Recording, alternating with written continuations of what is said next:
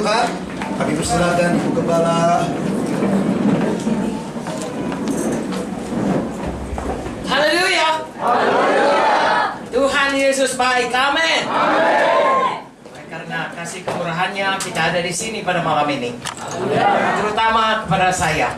Sudah lama saya mau bertemu dengan saudara di sini. Haleluya. Saya kira beberapa tahun yang lalu, saudaraku, saya ada di Jogja, di GKI Jogja.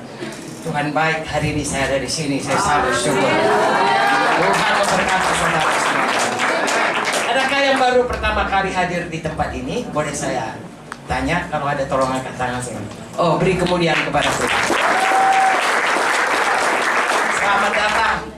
Ya, selamat menerima segala kasih karunia Tuhan pada malam ini.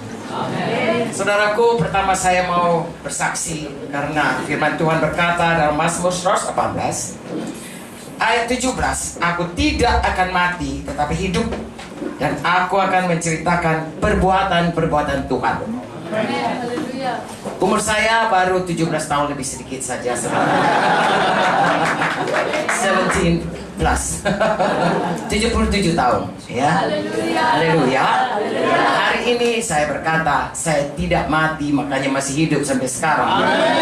Sebenarnya saya kalau dilihat, saya dokter saudaraku, saya tahu ya, kalau dilihat dari ilmu kedokteran sudah berkali-kali saya mati ya. Tapi ternyata saudaraku, saya masih hidup untuk menceritakan kebaikan-kebaikan. Sebenarnya kalau saya mau ceritakan 3 bulan ini pun nggak siap-siap kita pulang dari sini.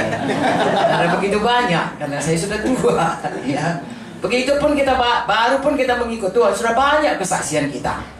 Apalagi kalau seperti saya, saudaraku, ya segala macam saudaraku sudah dibawa Tuhan dari ujung dari tinggi ke bawah sampai hari ini.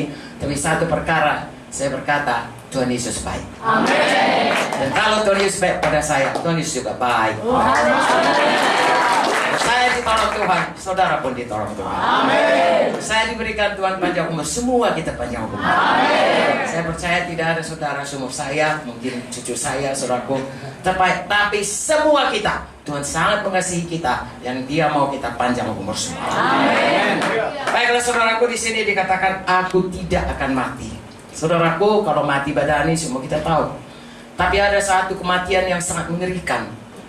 Mengapa? Namanya mati rohani. Mati rohani artinya kalau kita mati di dunia ini, kita tinggalkan dunia ini, kita ke neraka yang kekal selamanya. Karena firman Tuhan berkata, Roma 3:23, semua manusia sudah berdosa dan kehilangan kemuliaan Allah. Dimulai dari Adam, Hawa, manusia pertama, dia tidak patuh kepada Tuhan, saudaraku. Tuhan katakan jangan makan buah pohon kayu ini, yang lain boleh semua dimakan kecuali yang satu. Apakah Tuhan pelit? Bukan. Tuhan hanya mau kita ini semua diciptakan segambar dengan Tuhan, punya kehendak bebas. Tuhan mau supaya kita sungguh-sungguh dengan kehendak bebas kita itu memilih Tuhan, mentaati Tuhan. Firman Tuhan berkata, kepada siapa kita patuh, kita taat, jadi hambanya kita. Kalau kita taat kepada Tuhan, jadi hamba Tuhanlah kita. Apa yang dikatakan Tuhan dipatuhi, kitalah hamba Tuhan. Tapi kalau ada satu lagi, hanya dua di dunia ini, saudaraku, Tuhan. Satu Tuhan, satu setan. Tidak ada di tengah-tengah. Kita harus memilih salah satu. Kalau kita hamba Tuhan, berarti kita sudah bebas dari setan. Tetapi karena Adam dan Hawa memilih untuk mendengar apa kata setan, setan berkata, memang gak bisa ya kau makan semua buah pohon kayu di taman ini? Boleh, cuma yang satu ini tidak boleh kau rabah, tidak boleh kau makan, tidak boleh kau rabah, engkau akan mati. Hawa tidak memperhatikan sungguh-sungguh firman Tuhan, menganggap enteng dan mengubah-ngubah firman Tuhan. Hari ini kita belajar, saudaraku, jangan kita ubah apa kata firman Tuhan, ikut saja. Amin. Sangat sederhana, ikut saja. Amin. Saya selalu, saudaraku, dari mulai saya selamat diajari oleh seorang hamba Tuhan yang berkata, the Bible says so, I believe, that's it. Habis perkara. Kita berkata demikian, saya percaya habis perkara. Amin. Ya, tidak ada yang lain-lain, saudaraku. Apa kata? Karena firman Tuhan ini kekal selamanya. Langit bumi berubah, firman Tuhan tidak berubah. Amin. Jadi paling baik apa kata Tuhan? Kita percaya, kita patuh. Amin. Adam dan Hawa gagal. Makanya dia dengarkan apa kata setan. Oh tidak, kata setan. Kalau kau makan, kau tidak akan mati. Malah kau menjadi seperti Tuhan. Sekarang ini pun masih banyak suara setan begitu. Adam dan Hawa patuh. Dimakannya lah buah pohon itu kepada setan, bukan kepada Tuhan. Akibatnya dia menjadi hamba setan, hamba dosa. Dan turun sampai kepada kita sekarang ini. Kodrat berdosa itu turun kepada kita. Saya punya cucu, saudaraku, 4 orang. Ya, 1 laki-laki, namanya James. Adiknya Catherine. Gak pernah bapaknya, anak saya Gideon, atau saya, neneknya kan, Eyang ya di sini, mengajari dia. James, kalau Catherine mengambil mainanmu, cita.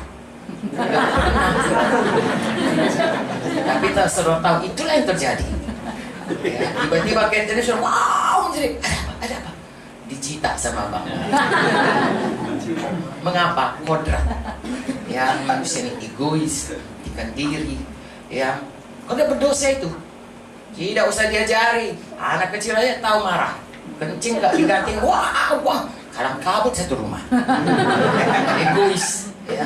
Begitulah kodrat kita. Kalau kita menjadi hamba dosa, itulah yang dikatakan Tuhan. Saya tidak tahu. Sebelum saya kenal Yesus, saya tidak tahu. Saya pikir saya ini orang baik. Karena orang tua saya berkata, kalau kau mau sukses di dunia ini, nah orang tua saya juga belum selamat, kau harus belajar kuat, pintar di sekolah, berbuat baik, rajin bekerja, etc. Semua itu, ya. Lalu saya usahakan itu, dan saya pikir-pikir aku lebih baik dari dia, ya. Pasti aku bisa lebih berhasil. Oh, juara, SD juara, SMP juara, SMA juara, landing lah di fakultas kedokteran, ya. Juara juga saudaraku. Saya nggak pernah help selama ujian selama fakultas kedokteran, ya. Nah, kalau dilihat itu baguslah semua. Tahukah saudara, bahwa dosa maut dan ada kutuk dosa. Di bumi ini kita mengalami kutuk dosa. Nanti dalam Alkitab kita melihat kalau kita terima Tuhan Yesus, berubah keadaan itu semua. Nah, saya ceritakan kepada saudara apa yang jadi kepada saya. Karena saya tidak tahu saya sebenarnya secara rohani saya ini adalah hamba dosa dan mati di hadapan Tuhan. Karena upah dosa adalah maut. Mati roh saya seperti Adam dan Hawa pada waktu dia masih tidak berdosa, dia ada di Taman Eden. Kalau Tuhan datang, dia bersekutu dengan Tuhan. Dia begitu diciptakan segambar dengan Tuhan, mulia. Begitu mulia saudaraku, gambaran kemuliaan Tuhan memenuhi dia. Ya, saya selalu katakan, sehingga tabus pun dia tidak sadar. Nah, kelendem dia. Tabus itu artinya tanpa busana. Jadi agak bahasanya agak inilah sedikit. Kalian kan orang Jogja bahasanya baik-baik. Kami orang Batak. Kita yang nabrak orang kita pula marah. Mata. Semua orang Batak di sini sudah baik-baik semua. Joyce berkata, aku tinggal saja di Jogja. Kenapa? Semua orangnya baik-baik. Kalau di Medan, saudara keluar dari rumah, oh, saudara mendapat hentakan-bentakan. Di sini, semuanya. Amin. Saya bersyukur untuk kota Jogja ada. Haleluya. Mengingatnya saja pun kami di Medan, kami pikir nanti satu waktu kami datang ke Jogja, kami akan mengalami kata-kata yang lembut itu. Sungguh saudaraku, ini kesaksian ya. Tapi nanti tak kemana-mana ini kesaksian. Jadi saudaraku, saya tidak tahu. Saya pikir itulah yang benar apa yang dikatakan oleh orang tua saya, karena orang tua saya juga belum selamat. Dalam kurun waktu saya di kedokteran 7 tahun, saudaraku, kami 7 tahun di sana, ya, matilah Opung Doli atau kakek saya. Ya, itulah kepala keluarga. Kemudian, tahun kemudian meninggallah tante saya. Ibu saya 3 bersaudara. Istri dari paman saya paling tua. Paman saya ini, dia sekolah, dia putra suku kami, suku Karo, Batak Karo, yang pertama yang ke negeri Belanda tahun 1930, 1 abad yang lalu. Jadi dia pun pemimpinlah dalam keluarga kami. Ya, mati istrinya. Dia kawin dengan seumur saya, sepantaran dengan saya, kawan sekelas saya, ya.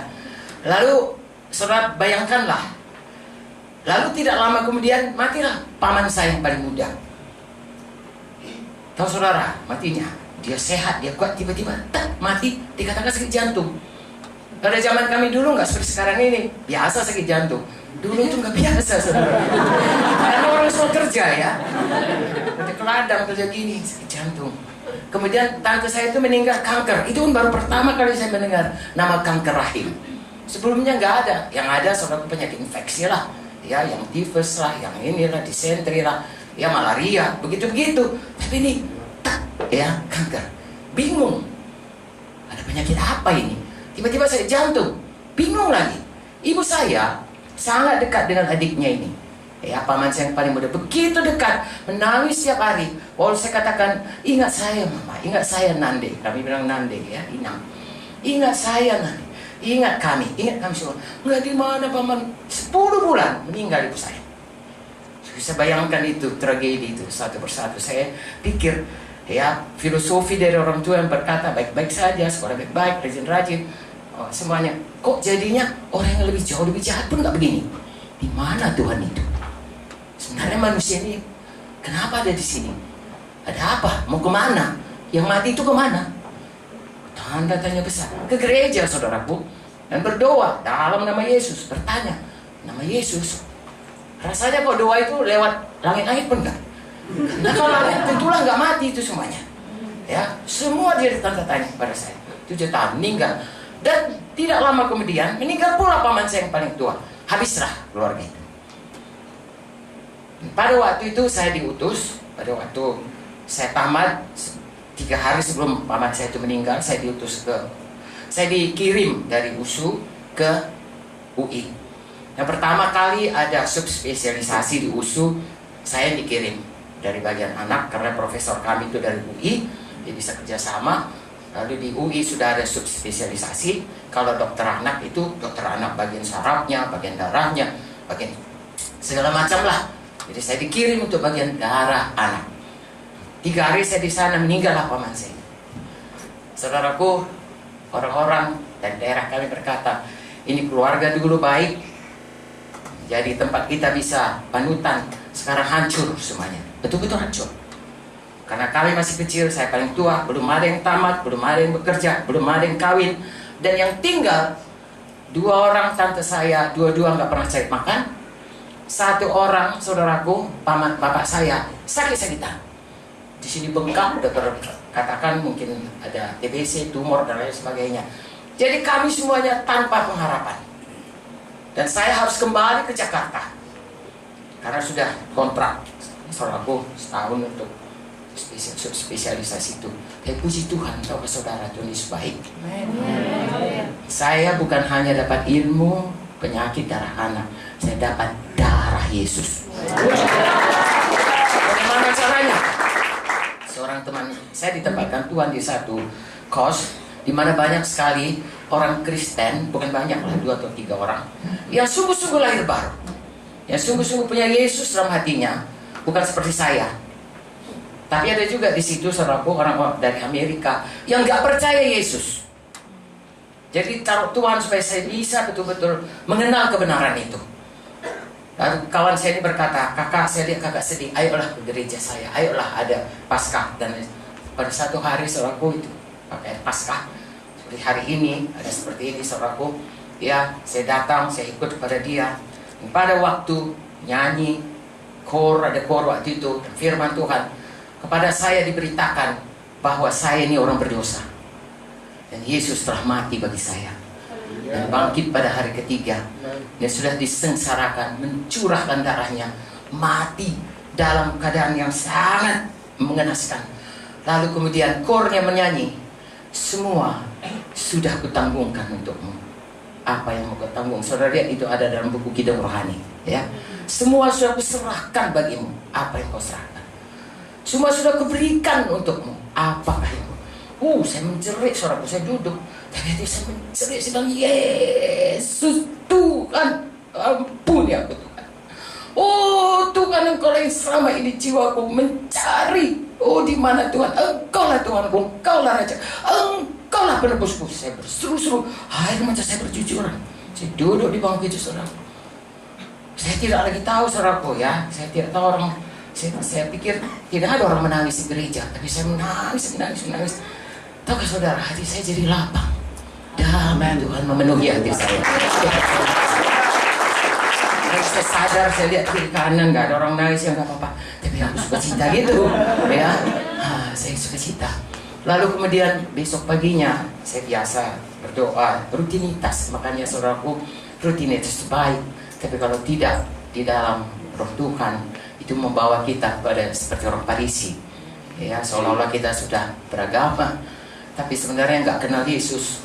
Ya, kenal Yesus, tahu cerita tentang Yesus, tahu cerita Natal, bahkan ikut perayaan Natal, ikut Paskah, tetapi Yesus itu tidak ada hubungan.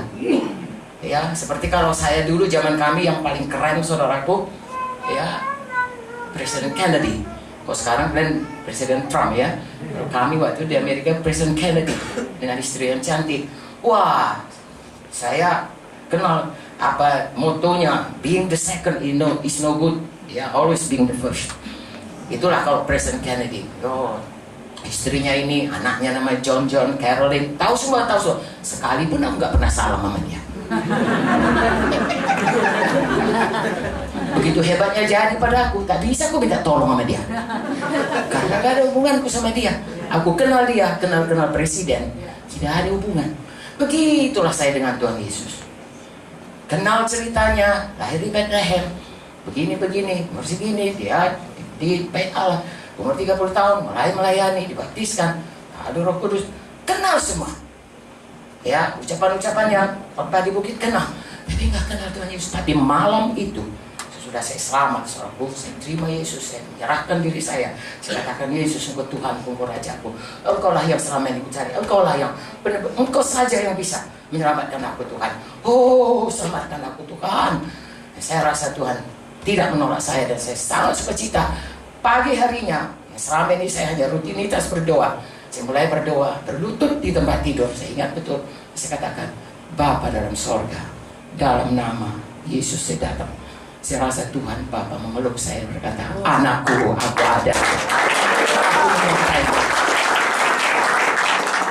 Sejak saat itu Tuhan tidak pernah meninggalkan saya. Dia selalu menyertai saya, saudaraku, sudah 50 tahun lebih. Dan saya berkata, saudaraku, Tuhan Yesus baik. Amin. Bapa di sorga baik. Amin. Lalu kemudian dia penuhkan saya dengan Roh Kudus baik. Amin. Oleh karena itu saya hidup secara rohani. Tuhan berkata, barang siapa yang menerima dia diberi hak menjadi anak-anak Allah, ya. Dan siapa yang percaya kepadanya beroleh hidup yang kekal, tidak binasa di semua dosa. Merah patma sekali seperti kirmizi, jadi putih seperti salju, seperti bulu kambing. Serasakan itu, saudaraku, bagaimana Bapa menerima saya, betapa jahatnya pun saya, banyak salah saya, banyak dosa saya, banyak kesombongan, saudaraku. Kalau dulu kalau saya misalnya, saudaraku, mengobati orang, inilah buktinya kalau mengikuti Yesus hidup kita berubah, ya, dari hamba dosa menjadi hamba kebenaran. Kalau saya mengobati orang, kalau anaknya sakit parah, saya akan berkata begini, Bu, Pak, sebab kalau bagian anak, kalau anaknya meninggal, kita dikejarnya. Mati anakku, dokter, mati anakku. Seolah-olah saya bisa menghidupkannya, hidupkan anakku. Jadi kami biasanya kalau sudah mulailah ilmu selamat diri. Sebenarnya itu egois kan, tapi tidak mengerti karena belum selamat. Jadi kalau udah nampak gitu, biasanya ucapan kami klise selalu, Ibu, Bapak, ini penyakit kalau menurut ilmu kedokteran sudah parah, tapi kita ini berikan obat yang paling baik. Inilah dia, Ibu beli, Ibu tebus obatnya. Ya, dulu nggak ada BPJS, saudaraku. Lalu kami katakan begini, tapi hidup mati di tangan Tuhan. Nah, itu dia ilmu selamat dirinya. Kalau mati jangan salahkan aku. Walaupun kelihatannya baik, saudara, itulah manusia masih hamba dosa, egois, ya. Tapi sudah saya selamat. Apalagi sudah saya tahu kuasa Tuhan Jehovah Rafa bisa menyembuhkan. Berubah saudara. Kalau ada yang sakit, saya katakan di meja praktek saya selalu ada tersedia gunting. Karena kami suku Chinese itu ada ya merah segitiga, terus ke bawah ada anti plastik selalu. Terus saya katakan, Ibu, Bapak, kalau dia orang Kristen, saya katakan Bapak akan percaya dengan Tuhan Yesus. Ini memang sakitnya, kadang-kadang sudah matanya pun sudah terbalik, saudaraku. Sebenarnya itu risiko betul. Karena kita bilang bisa ditolong Tuhan, mati dari situ, tutuplah warung saya.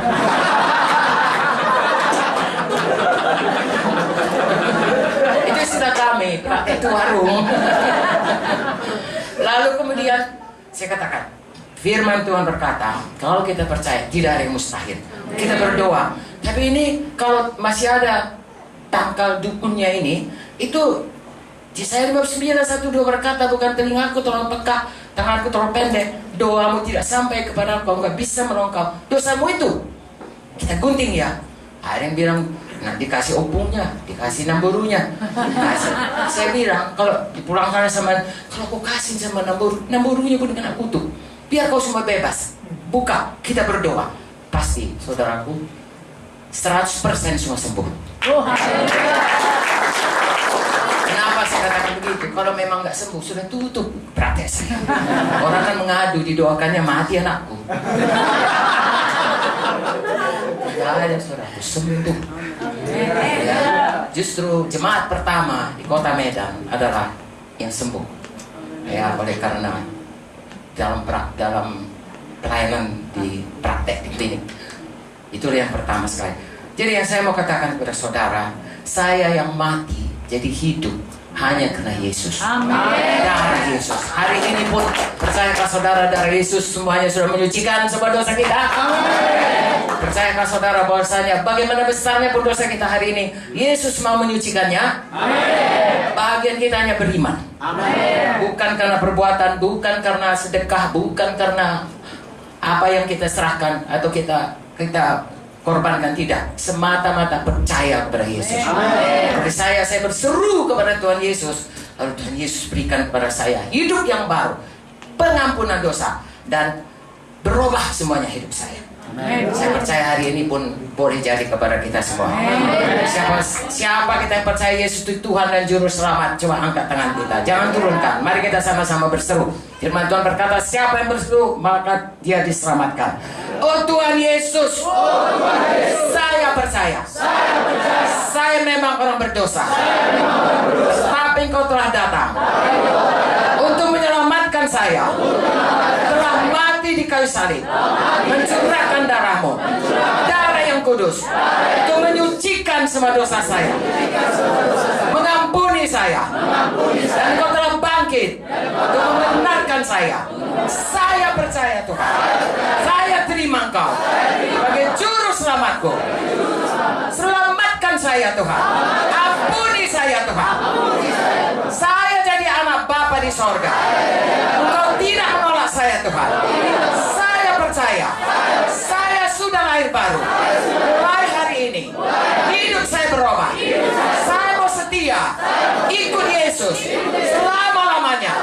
Tolong saya Tuhan, berkati saya Tuhan, sembuhkan saya Tuhan, bebaskan saya Tuhan, curahkan kasih karunia melimpah kepada saya. Di dalam nama Yesus saya berdoa. Amin. Haleluya. Siapa yang percaya dosanya semua disucikan Tuhan. Haleluya. Beri kemuliaan kepada Tuhan. Itulah yang jadi kepada kita. Ya, jadi hari ini yang paling penting saudaraku, keluar tempat ini semua dosa kita sudah disucikan.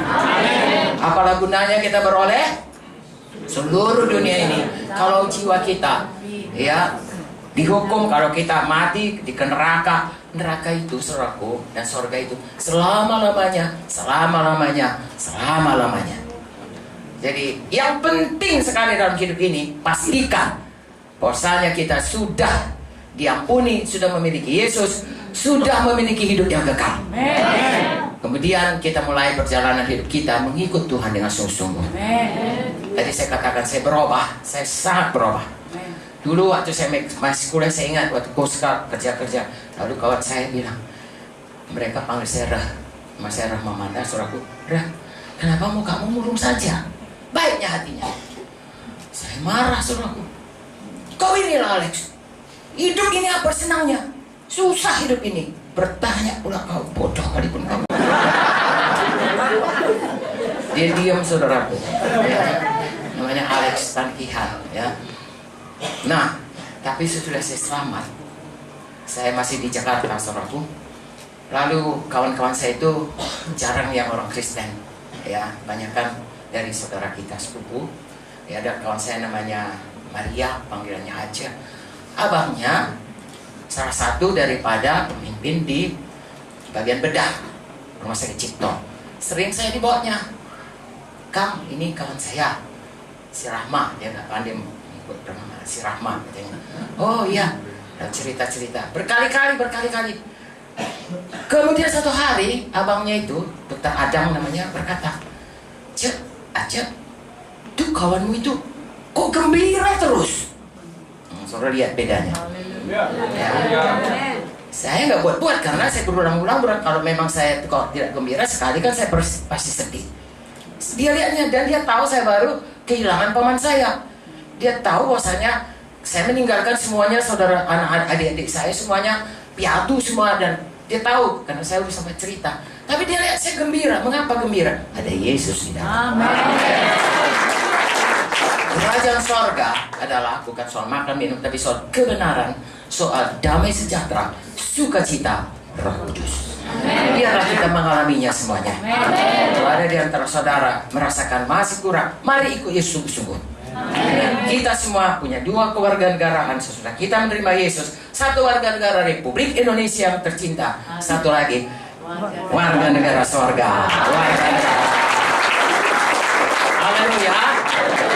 Jadi kalau saudara berjalan, saudara melihat apa semua yang ada di Indonesia, tapi mata rohani saudara juga melihat apa yang ada di kerajaan sorga. Amin. Misalnya kita duduk ini, kita saling mengasihi. Amen. Itu dari kerajaan sorga. Amen. Karena Pak Joko Widodo, Bapak Jokowi nggak pernah bilang kalau kamu duduk di gereja saling senyum menyenyum, nggak ada itu kan.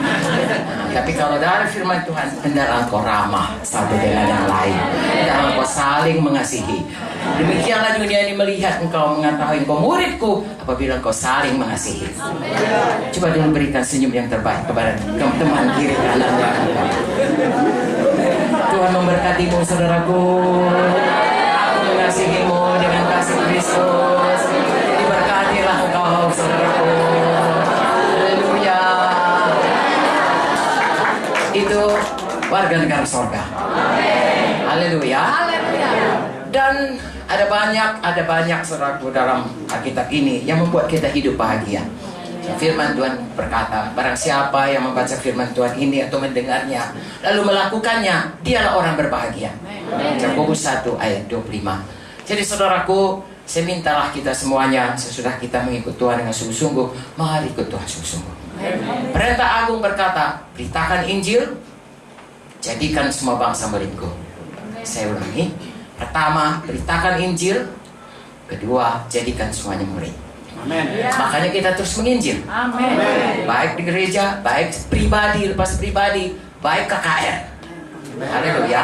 Kenapa? Karena Injil adalah kuasa Allah yang menyelamatkan orang yang percaya. Amen. Roma 1:16. Bagus kita berdoa untuk keluarga kita, ya. Tetapi yang membuat dia percaya Yesus adalah berita Injil. Amen. Itu sebabnya berdoa untuk keluarga saudara, tapi beritakan, bersaksi. Haleluya.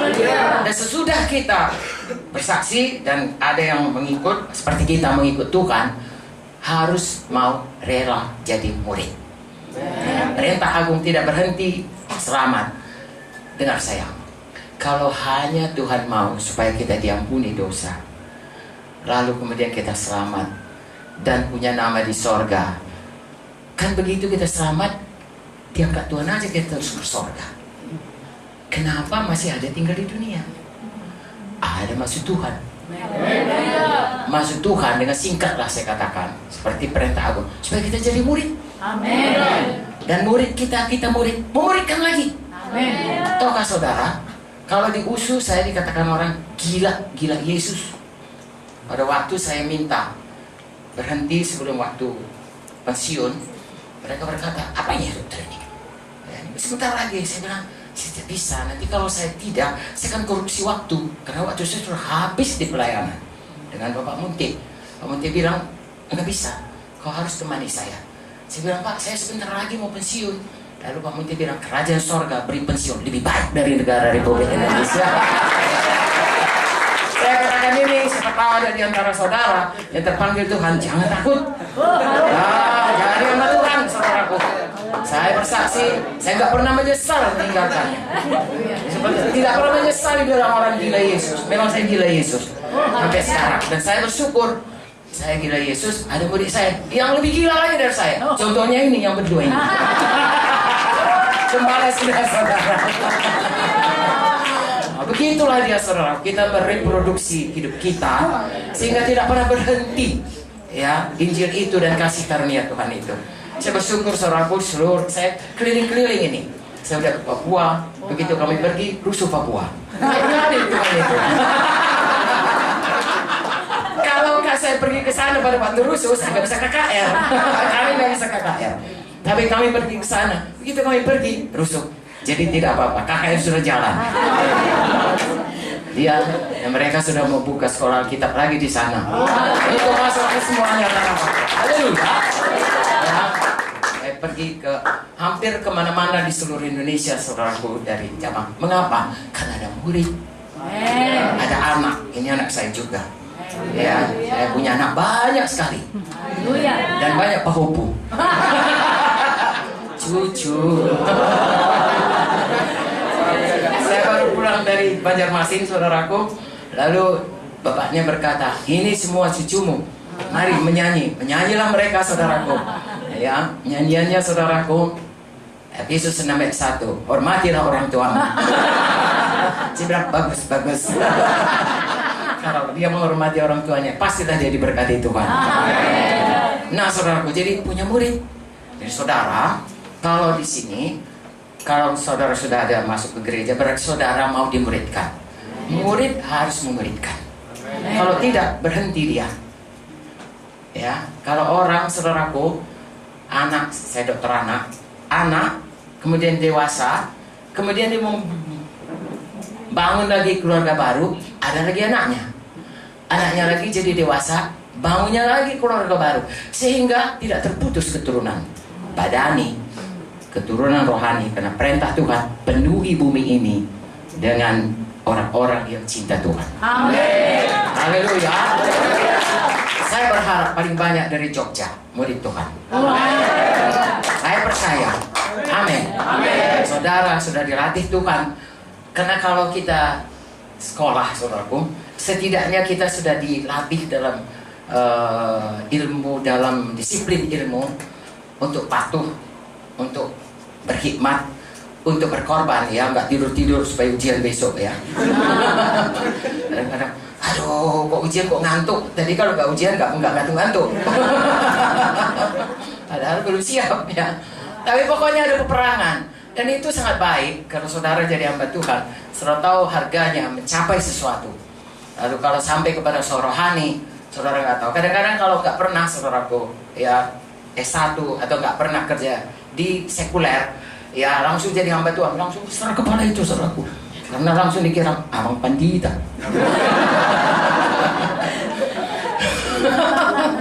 Jadi kalau saudara sudah dibentuk dulu melalui, ada baiknya itu, ya, kasih sama asisten, nggak dikasih, kasih lagi, perbaiki lagi, sampai bosan dia lihat muka kita, ya.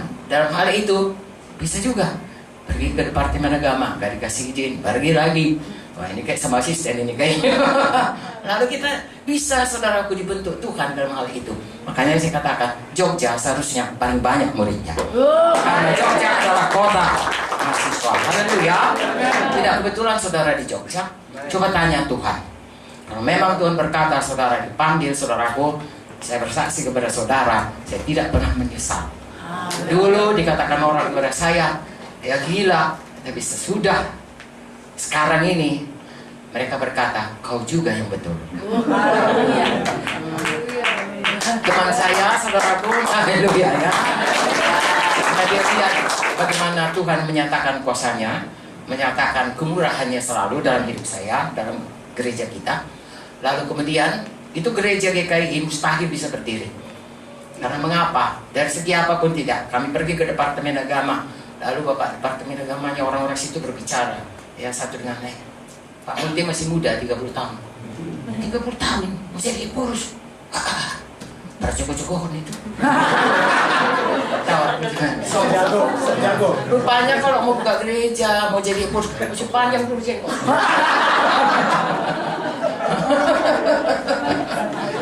Pak Munti berantem saudaraku. Datang seperti itu, ya seperti playboy datang ke Departemen Agama. Hampir mustahil, tapi begitulah baiknya Tuhan. Dapatlah izin GKI pas hari ulang tahunnya. Haleluya. Jadi saudara, sungguh-sungguh mau dimuridkan di sini. Kalau Tuhan memanggil saudara, jangan ragu, ikut Tuhan saudaraku. Ya, kalau saya ditolong, saudara pasti ditolong. Amin. Apalagi zaman saudara ini, saudara muda sekali. Zaman kami dulu, nggak ada Pak, radio nggak ada, TV nggak ada. Saudara sekarang seluruh dunia ini di bawah genggaman tangan saudara. Dengan satu HP, saudara tahu semua. Saudara bisa melakukan pekerjaan besar bagi Tuhan. Ya, sebenarnya saya mau sambung lagi, tapi dari tadi sudah habis ya waktunya. Oh belum? Oke, dengar baik-baik. Sedikit lagi ya. Murid memuridkan. 2 Timotius 2 ayat 2. Oke, sedikit lagi karena kalau sudah ring katanya saya mesti berhenti. Masih bisa mendengar? Masih. Puji Tuhan. 2 Timotius 2 ayat 2. Ya, kita mulai aja ayat 1. Sebab itu hai anak-anakku, jadilah kuat oleh kasih karunia dalam Kristus Yesus. Semua kita mesti kuat. Amen. Dalam Tuhan, amin. Yang kedua, ayat 2. Apa yang telah kau dengar daripada aku di depan banyak saksi, percayakanlah itu kepada orang-orang yang dapat dipercayai, yang juga cakap mengajar orang lain. Dengan singkat, definisinya itu, jadilah murid yang memuridkan orang lain lagi. Amin. Saudara sungguh-sungguh di gereja ini jadi murid, tapi saudara mesti punya murid lagi. Kalau saudara pemusik, punya murid pemusik. Kalau saudara penyanyi, punya murid penyanyi. Kalau saudara PKS, punya satu lagi murid saudara, buka PKS baru. Kalau saudara pendoa syafaat, punya lagi tambahan orang berdoa syafaat. Kalau saudara suka menginjil, mau jiwa, punya lagi murid saudara yang tiap hari menginjil.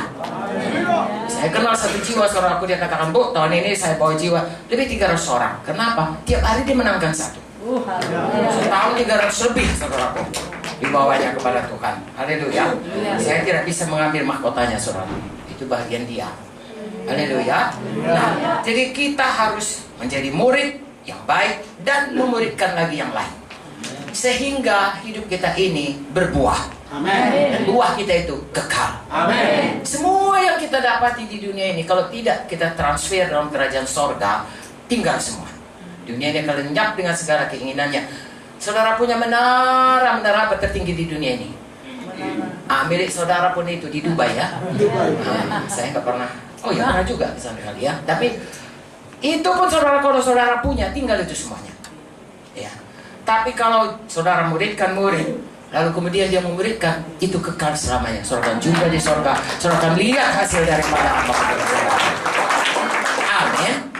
Nah, saya bacakan di sini kualitas murid supaya saudara bisa berlari seperti tadi, berlari-lari, ya. Berlari pada panggilan Tuhan, berlari menjadi seperti Yesus, berlari menjadi murid yang baik. Amin. Karena kita diciptakan untuk menyenangkan Tuhan. Amin. Ayat 3, ikutlah menderita sebagai seorang prajurit yang baik dari Kristus, seorang prajurit yang sedang berjuang, tidak memusingkan dirinya dengan soal-soal penghidupannya. Dan dengan demikian dia berkenan kepada komandannya. 3-4, saya saudara harus jadi tentara Kristus. Amin. Tidak terkecuali. Biarpun saudara di sini tidak ada yang abri, tapi dalam Kristus you are the army of God. Semua Tidak terkecuali. Dan kalau namanya tentara, dia harus menyenangkan komandannya. Dia tidak bisa suka hatinya mau bangun jam segini. Enggak, saudaraku. Kalau disuruh pergi ke tempat yang paling bahaya pun harus pergi. Ya. Waktu saya tamat SMA, kawan saya masuk AMN, kami masih surat-suratan. Dia bilang, aku dihukum lah. Kenapa? Aku terlambat bangun. Jadi apa kau dihukum? Mengangkat ranjangnya keliling Gunung Tidar. Magelang, saudaraku. Hanya karena terlambat bangun. Nah, begitulah kita harus menyenangkan apa kata komandan. Komandan kita Tuhan Yesus. Amin. Dan di bumi ini Tuhan berikan wakilnya, gembala saudara. Dengar baik-baik. Haleluya. Semua kami gembala mengasihi saudara. Ya, gembala upahan, dia lari duluan. Tapi kalau gembala yang baik, saudaraku, kami mengasihi saudara. Kami bahkan rela mati bagi saudara. Satu kali, saudaraku, saya, ya, Jojo, Pak Munte naik mobil, kebaktian minggu, ya, Mina Hall. Tiba-tiba, saudaraku, supirnya Kaleb, tembak dari pintu itu. Terkejut karena beberapa hari yang lalu ada bom meledak di rumah, tapi tidak ada yang mati dengan kemurahan Tuhan. Ya, 2 kali atau 3 kali itu meledak. Ditembak langsung Kaleb lunglai. Berhentilah mobil itu. Si penembak datang dari depan mobil dan menunjukkan larasnya kepada Pak Munte. Apa yang dalam hati di luar dari mulut. Serentak kami berseru, dalam nama Yesus, tidak bisa kau menembak. Dalam nama Yesus, dalam nama Yesus, dalam nama Yesus. Saya tidak tahu berapa lama, saya pikir itu selama-lamanya. Tapi hanya tinggal meledak saja. Tahukah saudara, kelihatan bingung orang ini. Turunkannya. Tadinya dia boncengan di belakang dengan begini, dibalikkannya. Lalu disuruhnya kawannya, tet, pelan-pelan. Sampai di persimpangan perapatan di depan itu jatuh. Saya tidak tahu berapa ribu malaikat melindungi kami. Saudaraku, komandan kita luar biasa. Dia tahu kalau belum pulang ke sorga, belum siap kerja, kita akan tetap lindunginya. Saja selama hidup, senangkan hatinya. Patuhi dia. Haleluya. Saudaraku, firman Tuhan berkata, menjadi tentara Kristus, menyenangkan komandan, tidak memusingkan dirinya sendiri. Itu perjuangan sumber hidup. Membacanya mudah ya, ayat 3 ya. Tapi mengerjakannya, saudaraku, seumur hidup. Apalagi kalau ada kendak daging ini. Ya, apa kata Bapak Syahan, kata Ibu Rinia, mari ya. Nantilah itu. Tolong saudaraku, jangan jadilah murid yang baik. Haleluya. Nanti malah bawanya makan gudeg ini. Itu firman Tuhan. Ya. Amin. Ya. Menyenangkan Tuhan, menyenangkan pemimpin kita yang berkata-kata dalam nama Tuhan. Tidak ada yang lain. Haleluya. Jadi saudaraku, kalau kita sudah mengerti itu, maka kita akan mempunyai hati yang lembut, mudah diajari, mudah menangkap pewahyuan dari firman, dan hidup kita itu hari lepas hari berubah. Amin. Yang kedua, seorang olahragawan yang dapat memperoleh mahkota sebagai juara apabila bertanding menurut peraturan olahraga. Semua kita tahu atlet itu ada peraturannya. Ya, ada peraturannya sebelum dia bertanding, sedang dia bertanding. Ya, misalnya sebelum bertanding dia harus masuk pelatnas ya. Makanannya diatur, tidurnya diatur, latihannya diatur. Ada satu pemain senam indah saudaraku dari Rumania, Nadia Comaneci itu, konten 10. Tapi dibuatlah satu video mengenai dia, bagaimana dia dilatih. Keras sekali latihannya. Baik latihannya, baik dietnya. Satu hari dia gak tahan saudara. Dipanjatnya jendela, keluar dia, belinya es krim, sedikit aja. Es krim. Kepingin kali, rupanya gak boleh makan es krim. Malam tidur, lalu masuk lagi dia. Tak ada yang tahu, pikirnya. Besok pagi latihan dia, langsung kata pelatihnya, Nadia, pasti kau tadi malam makan es krim. Dari mana dia tahu? Begitulah saudara ketatnya saudaraku. Ya, itu baru memenangkan mahkota-mahkota yang bakal, yaitu medali-medali emas, olimpiade. Saudaraku, ada mahkota yang kekal di sini. Mari sungguh-sungguh ikuti apa kata firman. Haleluya. Dalam firman Tuhan ini ada janji Tuhan, ada juga perintah Tuhan, ada larangan Tuhan. Jangan dilanggar larangan Tuhan. Seperti Ibu Nadia ini, ya, ikuti perintah Tuhan supaya panjang umurmu, supaya segala berkat ini datang padamu. Haleluya. Kau tidak pernah jadi ekor, selalu jadi kepala. Selalu naik, tidak pernah turun. Tapi di mukanya hati-hati melakukan, dengarkan perintah Tuhan, hati-hati melakukannya. Artinya patuhi. Amin, saudaraku. Yang pertama, kita harus hidup menyenangkan Tuhan, menyenangkan pemimpin kita. Yang kedua, kita harus mengikuti firman Tuhan, ya, dengan mutlak, tidak separuh hati. Ya, seorang pebalap sepeda kita pernah menang, saya kira SEA Games itu menang. Tapi kemudian diputar orang itu kembali tracknya itu, so, sedikit aja dilanggarnya. Velodrome itu kan ada tracknya ya, yang nomor sekian, sedikit aja melanggarnya, diskualifikasi. Sayang, janganlah kita didiskualifikasi. Ya, karena Tuhan berkata, bukan semua orang berseru Tuhan, Tuhan, tapi orang yang melakukan kehendak Tuhan.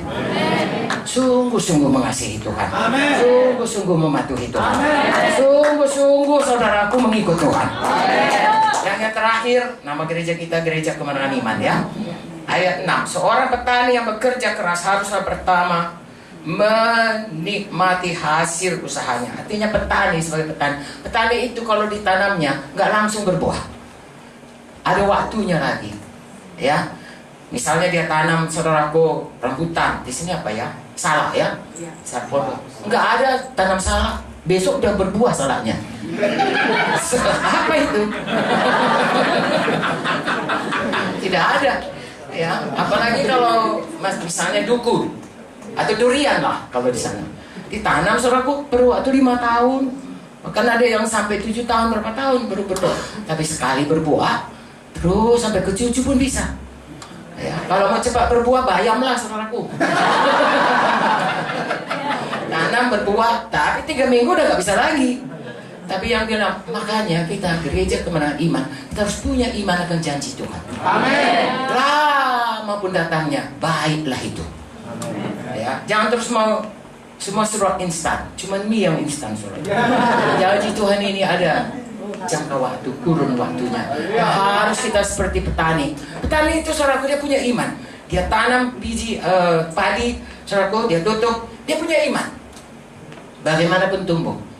Paling-paling bagian dia menanam lalu menyiram atau menyiangi. Tapi bagian menumbuhkannya adalah Tuhan.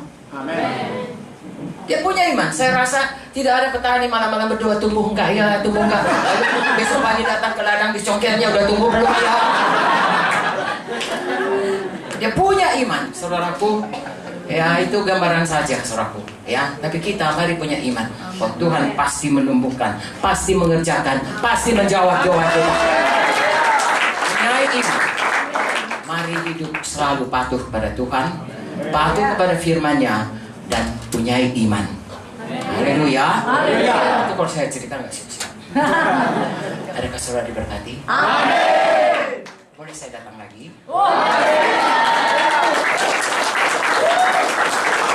Mari kita angkat tangan kita. Saya mau mendoakan, Tuhanku, berkati semuanya Tuhan, hamba-hambamu, anak-anakmu, jemaatmu Tuhan di Jogja ini.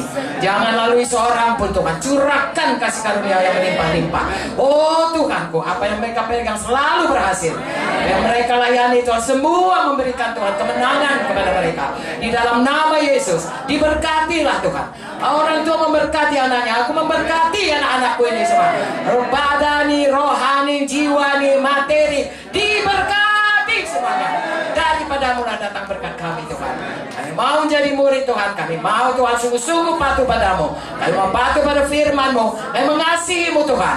Dan kami percaya Engkau tidak pernah terlambat untuk menolong Janji-janjimu pasti digenapi kepada kami. Biarlah yang sakit disembuhkan Tuhan. Biarlah apapun ikatan dibebaskan Tuhan. Apapun kekurangan Kau berikan berkelimpahan. Di dalam nama Yesus berkati semuanya Tuhan. Dalam nama Yesus. Haleluya, haleluya. Amin. Tuhan memberkati.